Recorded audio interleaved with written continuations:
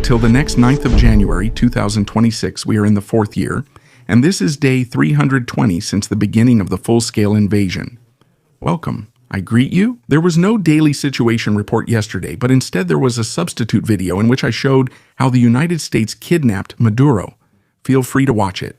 I have linked it again in the credits, and there I have described the sequence in quite some detail. So, which units were involved, why they were involved, what they did, how they flew in, how they got him out, how things continued, which targets were attacked, all of course confirmed by geolocations. What does this mean for Russia? In today's report, we see two things: events from yesterday and today. We observe Russian territorial gains in northeastern Ukraine, strange and sometimes disturbing insights into the Russian army, a new Oreshnig medium-range missile attack, and more. In the Donetsk area, another video shows the use of a Ukrainian first-person view drone against a Russian soldier who is moving on horseback. The drone pilot flies over his targets and then chose the one who was no longer on the horse, as he had just fallen off. As cynical as it may sound, there are no special rules left on the battlefield. Just because Russia is now resorting to means that are more reminiscent of wars beyond the First World War. Anyone armed in action in a fighting vehicle, on a quad, or on a horse is still a legitimate target. At the same time, however, the incident also shows how precisely these drones are now being used. The target is clearly chosen. The effect is militarily unambiguous, and at least in this case, the target is spared. But I like this picture even more. An old Mosin Nagant bolt-action rifle next to a Helsing TXFQ-01 anti-drone rifle made in China. The Mosin was first made in 1891, 135 years ago, and last produced in 1973. Beside it is a modern anti-drone rifle. Both in the same trench? This isn't hate toward the Mosin. It's a truly beautiful rifle, and I've tried it several times at the range. As a sniper, it's still more useful in this war than as a standard infantry rifle.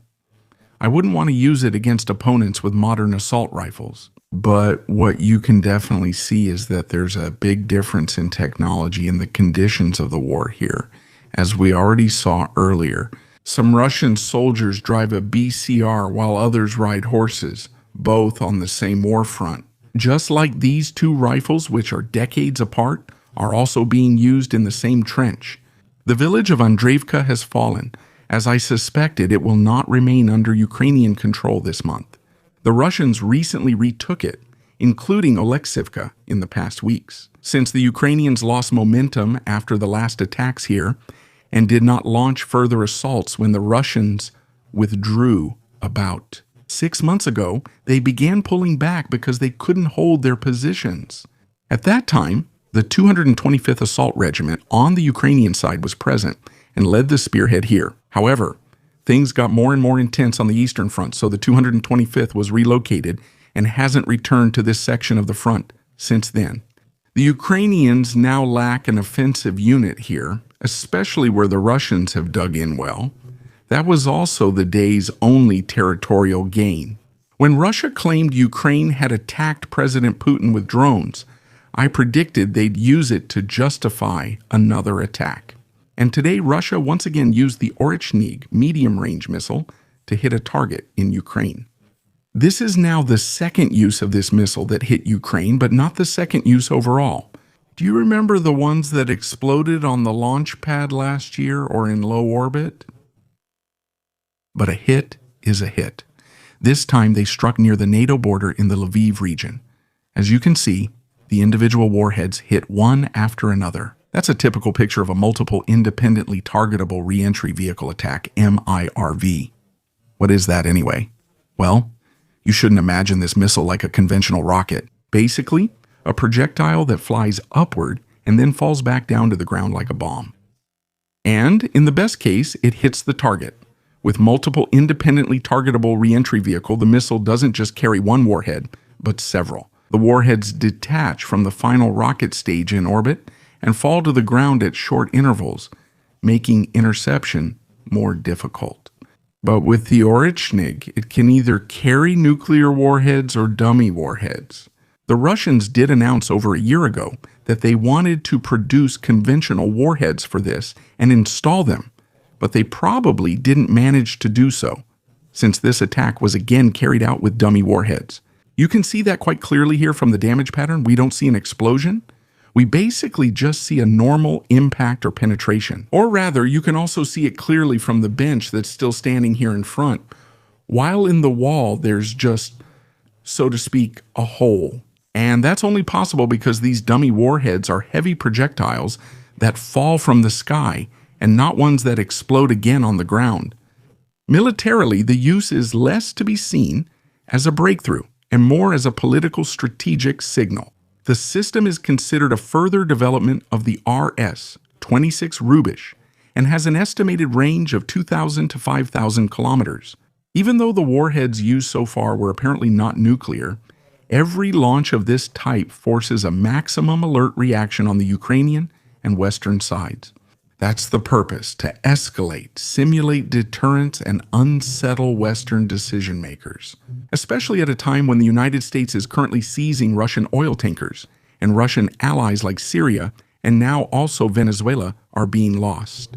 By the way, the military goal of the attack was the already weakened Ukrainian energy and heating supply, which they want to further destabilize. Just as has been common with the winter attacks in recent years, the rest of the attack was carried out by drones, cruise missiles, and other rockets, mainly hitting the capital, Kiev. The attack was carried out. The Russians have a new toy. Here they are showing a small unmanned ground vehicle. The robot is used to transport materials, ammunition, supplies, and sometimes even drones. Does everything have its advantages? With this, you can provide positions without risking being hunted by a drone. And you don't have to borrow a car, horse, or donkey to get into the danger zone. Besides, you can also transport drones here, drive several kilometers further away, and then launch them from places where the Ukrainians don't expect any drones. If the Ukrainians are able to analyze or intercept one of the drone videos again, they would only know where it was launched from, but not where the pilot is, since the drone was first transported to another area. In this case, however, important supplies are being transported, but they don't get very far because just a few meters later, they hit a mine. What we're seeing here is a Russian soldier on a horse again, but this one is different because he has a Starlink satellite dish strapped to his back. Russian sources basically describe an improvised mounted intelligence, surveillance, and reconnaissance concept, meaning a rider who becomes a mobile communications unit. The Starlink terminal on the horse supplies data, a power bank in the saddle or on the rider powers everything, and the rider's smartphone serves as the camera encoder. The camera is pointed forward, creating a live feed from a cavalry perspective. In the command post, commanders could then see in real time where the scout is moving and what he has in front of him. BR 2018. Or whether you're riding into a kill zone or maybe able to reach a line of cover, in the end, it's nothing more than a human reconnaissance drone on a horse. Militarily, the main benefit would be improved situational awareness, shorter reporting routes, and direct observation of movements and contacts, rather than relying on radio reports, if there are any at all. Especially with small scattered groups and in open terrain, that's very attractive, at least on paper. But in practice, the concept is extremely fragile. A Starlink terminal is sensitive to gunfire, shrapnel, and vibrations. And then you put that on a horse, in a war, right at the front lines, including the wiring, which can break when mounting or dismounting, or during sudden movements. Additionally, a forward-facing phone offers just a point of view, not a full 360-degree image. That means the rider really has to turn their body exactly in the direction they want to see from. And if the horse happens to be in the way, which is pretty common when riding, then you see even less. If he takes cover by jumping off the horse and lying on the ground, you'll only see the ground, which creates more situational moments. I'll refer to camera images as reliable reconnaissance for now. The second point is doctrine. Such a system shows you're trying to replace a missing proper command and reconnaissance system. So it's an emergency solution to at least extract usable information from poorly connected units. It follows a pattern of makeshift fixes that solve specific issues, but soon fail in robustness, security, and combat resilience. Personally, I strongly believe that this will remain a short-term phenomenon. Russia is intensifying its threats against Europe. Spokeswoman Maria Sakharova stated that Moscow considers foreign soldiers and their equipment stationed in Ukraine as, quote, legitimate targets, end of quote. Exactly. This stationing is currently being discussed and debated again. Meanwhile, the Kremlin is again framing Ukraine and its European partners as a war axis or militarists. So exactly those who have so far mainly provided defensive support. On the other hand, the Russian Foreign Ministry is not entirely wrong in its choice of words at its core. Just as North Korean soldiers in occupied Ukraine are legitimate targets, the same would apply to allied soldiers from other countries in Ukraine during a war. However, no one has talked about sending soldiers to Ukraine and stationing them there during an ongoing war. Russian military reports again reveal grim conditions within parts of the Russian army.